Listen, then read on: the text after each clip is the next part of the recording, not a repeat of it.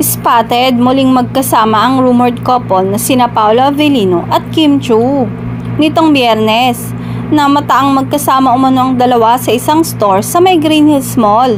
Hindi ito ang unang pagkakataong nasilayan ng publiko na magkasama sina Paolo at Kim. Kamakailan lamang, namataan ng dalawa na magkasamang nag-dinner matapos ang matagumpay at maging top view series ang seryeng What's Wrong with Secretary Kim. Maging sa ilang event ay nakikita naman sila at hindi naman nagtatago sa publiko.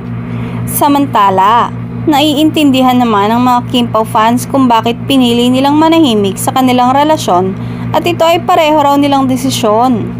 Ito rin daw ay upang maiiwas sila sa anumang intriga at kontrobersiya. Nauna nang naibalita na magkasama ang dalawa ngayong mahal na araw. Samantala, nagprotesta ang mga fans ni Kim Chiu dahil hindi raw sulit na panonood ng serye nitong What's Wrong with Secretary Kim sa View. Maraming netizens ang nagpost sa Twitter na nagpapahayag ng umano'y pagkadismaya niya sa VIU kaugnay ng maikling palabas ng nasabing serye at mahabang paghihintay. 3 beses sa isang linggo lang kasi mapapanood ang mga episodes ng programa.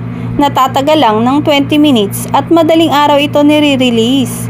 Sa ngayon ay wala pang post ang Kim Pao para pakalmahin ang kanilang mga fans at linawin ang pagkadismaya ng mga ito.